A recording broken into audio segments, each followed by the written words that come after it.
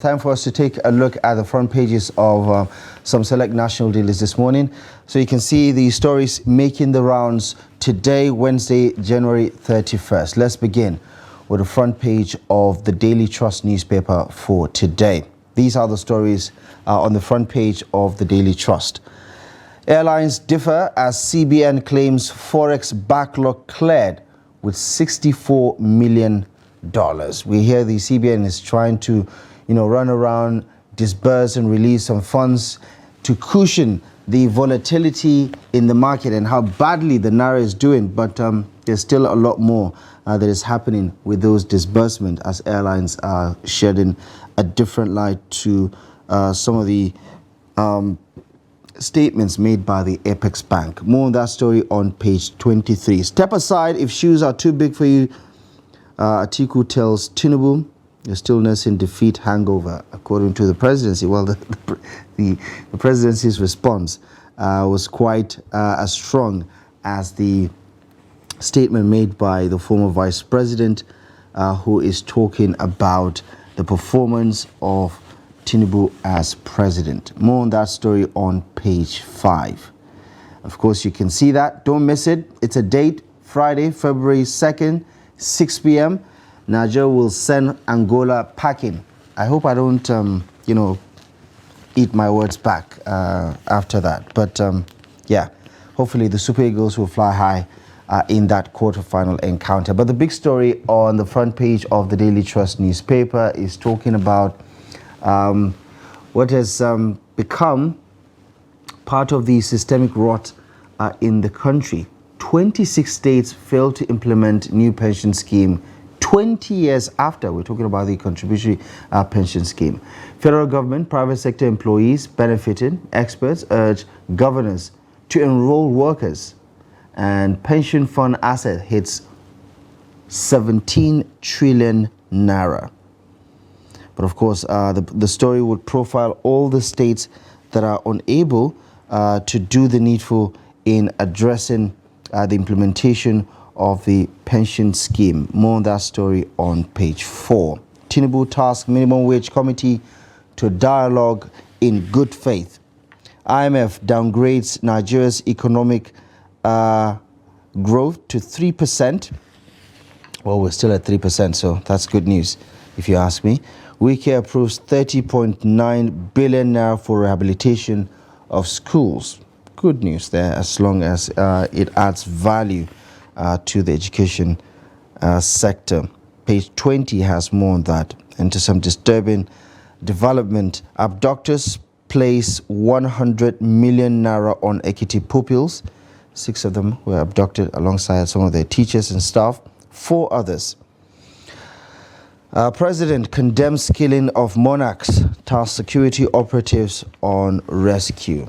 And we also understand that some arrests were made in relation to the killing of some of the monarchs in Ekiti and here.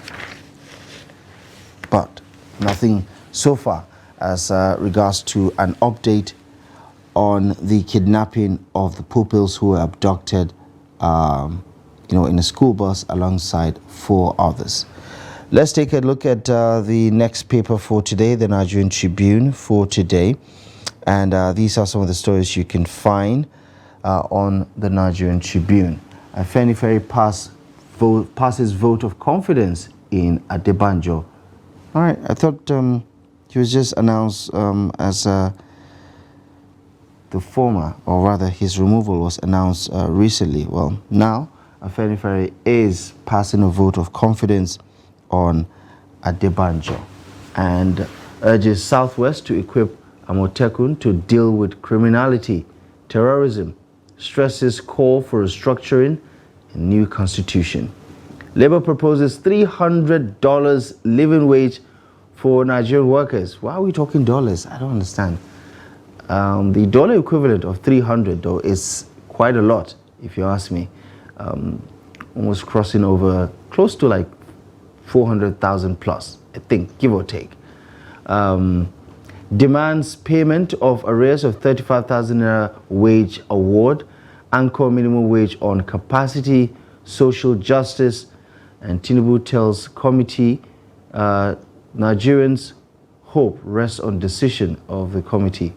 Okay, anchor minimum wage on capacity and social justice, according to the president, and the secretary to the government of the federation is saying Nigerians' hopes rest on decision of the committee. Well, those decisions are recommendations and is subject to a lot of other things also. But let's wait and see what happens before the April 1st deadline. The big story on the front page of the Nigerian Tribune talks about outrage over killing of Ekiti monarchs, kidnap of pupils. Abductors demand 10 million naira each for victims. So there are 10 victims, so that makes it 100 million, I think, just as reported on the Daily Trust. Tinubu, Olubadan, Southwest speakers, Fayemi, Igboho, Gani Adams, others react. Representatives, House of Representatives call for rescue of abducted students. Teachers as spokesperson weeps over killing of traditional rulers. The Nigerian Senate summons security chiefs. PDP clears Shuaibu, Igodalo, 8 other aspirants for Edo Guba primaries. Is on, I guess, in Edo State. Federal government, or rather Forex backlog, I beg your pardon. CBN pays additional $64.4 million, says payment of all verified claims by airlines concluded. And we understand that the airlines are saying something entirely different. Atiku, presidency, trade words over Tinubu's private trip amid killings and kidnappings. In Osun State, Ifon Ilobu crisis, 2 killed, many injured as battle spreads to Oyo-Osun boundary. Police arrest 2 suspects. Governor Adeleke warns traditional rulers, and he has also reimposed a curfew in those areas. And at the very bottom, Better Edu, opposition targeting Tinubu's best hands, according to Sanusi. Which of the Sanusi is stating this one? Pick up the pages, pick up the paper of today's edition of the Nigerian Tribune to find out more. On The Guardian today, 7 states on Niger border, bandits, smugglers reign as sanctions, hardship, ground communities. So we talk about further destabilizing the polity, whether it's because of the current economic sanctions against Niger or the potential of Niger leaving ECOWAS. This paints some picture of what is likely to happen. CBN cautions Forex dealers against market manipulation as Naira slides to 1,500 Naira. Police officers murder suspects, cultists, others nabbed over crimes in Ogun. More on the Metro page of the Guardian newspaper for today. Nigeria ranks 145 on Graft Index, scores 25 points out of 100 points. I'm surprised it's not the biggest story. It appears that we're doing well when it comes to fighting corruption. We've moved up 5 places, so whatever it is that we're doing seems to be working.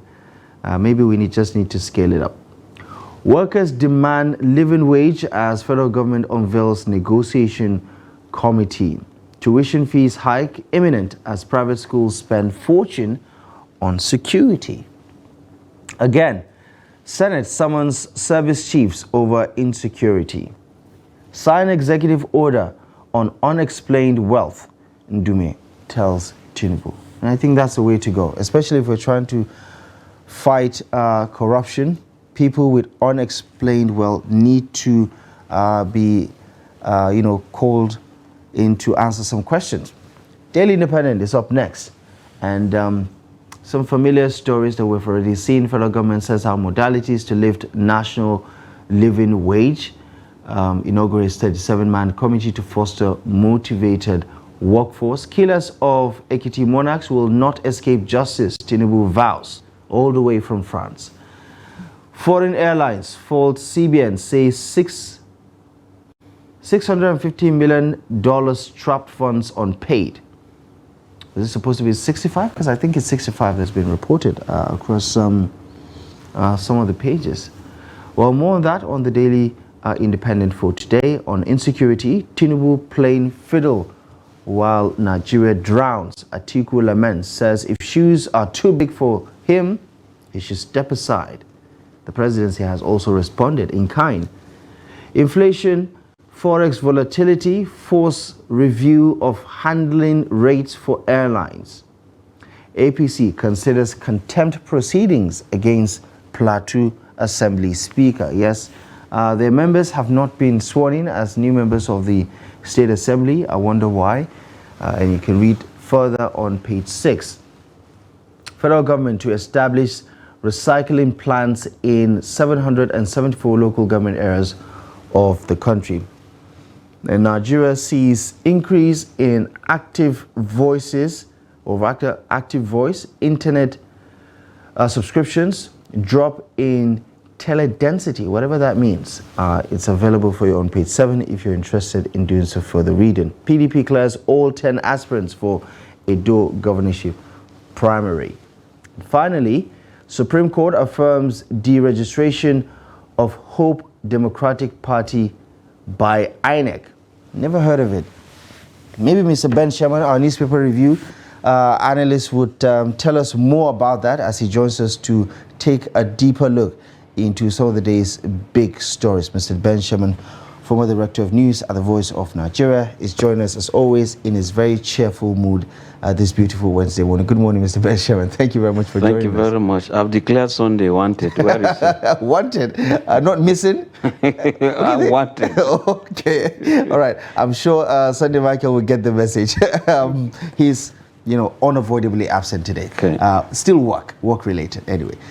So let's get down to the brass tacks. Talk about this one, the big story on the front page of the Daily Trust newspaper. 26 states have failed to implement the new pension scheme 20 years after it was put in place, while the federal government and the private sector are fully in compliance with it.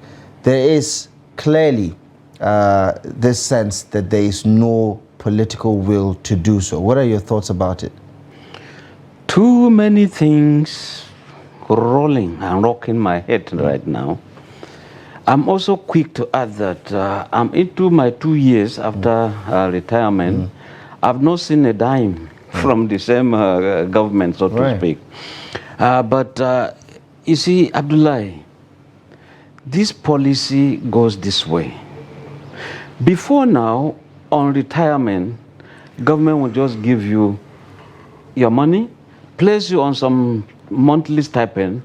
Those who never got to build houses, those who wanted to go into business, they now have something to fall back on. But at the point 2004, government felt there should be this contributory pension scheme. Before you have paid your salary, your company takes something, or government takes something, saves for you. Then the government also sends its own counterpart funding. At the point you hear government was no longer sending its own, according to some people, yes, not the remitting. Now, in your own case, yes, yours was mandatory. Before they pay you, they take it. Now, if this is a federal law, does it mean that it has to be implemented hook, line, and sinker at the state level? Now, some people are regretting that we ought to be having what you call pre-2004 pension, where you just get your money, go do what you are doing. Today, people are there 2 years, 3 years, 4 years, waiting to see what they will get. And I tell you, Abdullah, many people are suffering. Some cannot afford what you call medicine, tablets, little tablets to manage hypertension. Too many things are wrong. Some retired, no houses. Some retired, children are in school. Some retired, they have all sorts of debt to settle. Back in the villages, I mean, they look at them with some scorn. I mean, people deride them. You worked 35 years, 60-old-year man, you have nothing to show for it. But go and find out where many of these people worked. Honesty was their, was their flag. Yeah, let's take a look at some of the states: Abia, Bauchi, Bayelsa, Ebonyi, Imo, Kogi, Nasarawa, Oyo, Sokoto, Taraba. While the likes of Akwa Ibom, Borno, Cross River, Kwara, Plateau, and Yobe are at the law enactment stage of adopting the scheme. It says to say that, you know, some of our political leaders are disingenuous. These are the same people who ponder and even put in place life pensions for themselves before they leave office. Exactly, Abdullah. A man who was with, who was a director or director general before he retired became a minister, two pension running, became a governor. Now you go back, you are a senator. And everything about you is so enshrined and entrenched. You also choose even where they will build houses for you, how many cars they have to change for you. But when it comes to that man in the street, he has become just a voter. And that is all. When elections are around the corner, you count him as how many voters you have. In the end, what does he get in return? That social contract binding you via Chapter 2 of the Nigerian Constitution, you know, that government will provide you security, provide you employment, provide you, what you call social security networks, so that you can live reasonable lives. They are not there. So the general fundamental principle of Chapter 2, where of the Nigerian Constitution as amended, is, in fact, it is enshrined that government is like God on earth for every Nigerian. But is it what we are having? Can you sue the government that there is insecurity? Can you sue the government that the roads are bad? Can you sue the government that the hospitals are bad? But these are things that are so enshrined in the Nigerian Constitution. So when it comes to pension, after a meritorious kind of service to humanity, to human beings, now, some people, your money is there. Every month that comes, they send an alert. This is what you have. But I can't touch it because the law is so couched in such a way that I can't go to the bank and say, I've finished my job. But every document needed for me to, in fact, you have to bring your letter of first employment, letter of last engagement. And are you saying even the scheme itself needs to be fine-tuned? Of course, the scheme needs to be fine-tuned. Tell me why a man, for example, you have 50 million naira, you have 60 million naira, 70 million naira somewhere. Some have as little. I made a DPO, he's that his own pension is 6 million. You know, now, if someone has 40 million, for example, and he doesn't have a house, he was honest in work, and the money is there, why is it that he cannot just go, look, I've seen this house, and the house is 10 million. So out of my 40 million, I need 10 million now to pay for this house so that I move in. You now see that the man is still living in a rented apartment. He's borrowing to pay all of it. By the time this money comes, it's so useless, no value to him. Because there's what also he's going to have now, exactly, what you get now, inflation has already consumed it in advance. So it's a very big thing that government should look out for. And you see, Abdullah, when this money is kept in these banks, and the pension fund managers are told, the interest, you can use them for business, but don't touch the principal. So you can see that people are busy enjoying money of these pensioners, grabbing money from the interest of the depositors. It's a rather you know, people are dying. Yeah, pathetic situation, especially the plight of pensioners in this country. But let's take a look at other stories. Let's talk about some of the politics that is happening in the country. The runner-up in the 2023 presidential election is talking again regarding the state of the nation. Former Vice President Atiku Abubakar, and he's calling on President Tinubu to resign if it's all too much for him, because he's not living up to expectation with all the security situation in the country over the past couple of weeks. And he, you know, really pretty much criticized him for flying outside of the country on a private visit, you know, while the country, according to him, is drowning. You see, Atiku is doing his job. He's of the opposition. You don't expect that Atiku will be clapping for Tinubu or the government of APC. You know, even when they were campaigning, they would say, oh, don't vote for Atiku because he'll always be running the country from Dubai. Is it tantamount to overheating the polity? I know he has to be the opposition, but some are saying that the comments are unhelpful.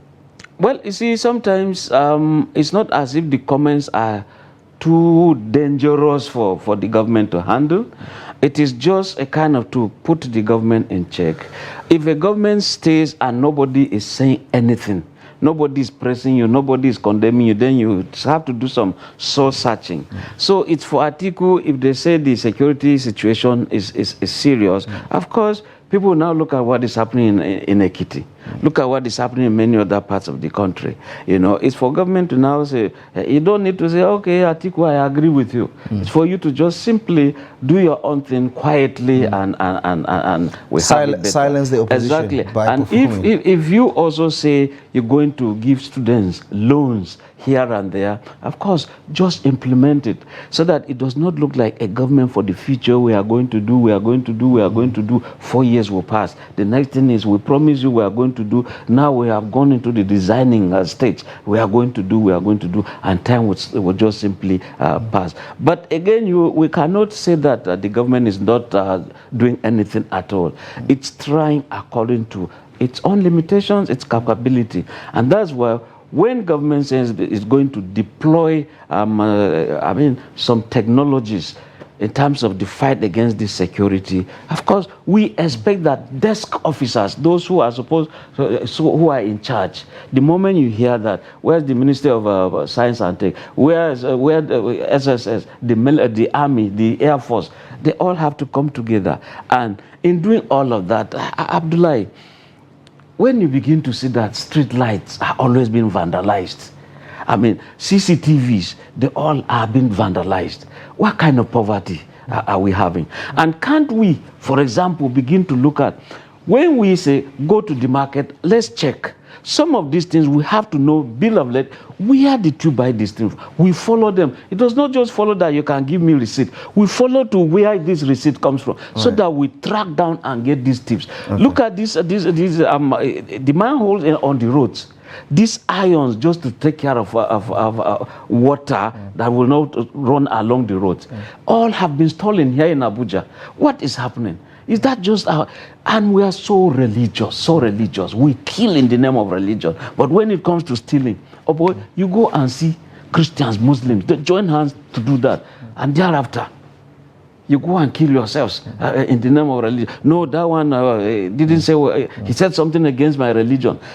Man, I think that something is really wrong, that we need some reorientation. We need some second looks of of many things we are doing. And we need, I mean, preachers have been preaching, but when you see some preaching too, they tend to go the divisive side, kind of. And politicians, you see what this divide and rule policy, it's just not helping us. Right. Can we begin to have children that can come together, play together, eat together? You go to some states, I tell you, Christians will move to where they feel safe. Muslims will move to where they feel safe. Why is it so? You know, those days, I had a brother, to the Nupawa. You could see Yorubas, Igbos, you see people mixing together.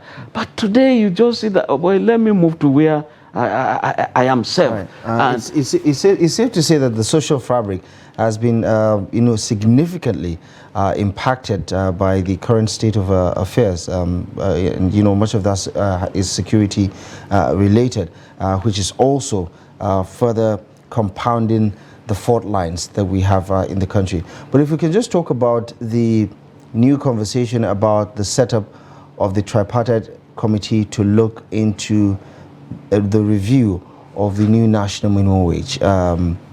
What are your thoughts about this one?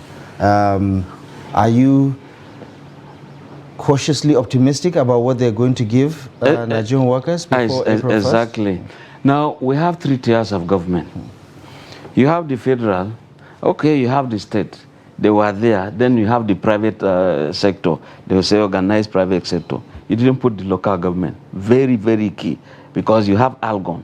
They constitute a workforce too. collectively. So we expect too that this, like they said, look at it passionately. A situation where some people today, they say everything, transportation, housing, peculiarity, all sorts of hazard allowance, you take everything 60,000 naira, 70,000 naira. And if you are living in Gwagwalada, you come into a federal secretariat. How much do you spend per day to go and come back? And when you come, make sure you don't eat. At the point, some people will walk some distances just to reduce that payment they have to do. So we have to have some packages that will take care of workers who indeed, when you employ one person, do you know how many people that person is taking care of?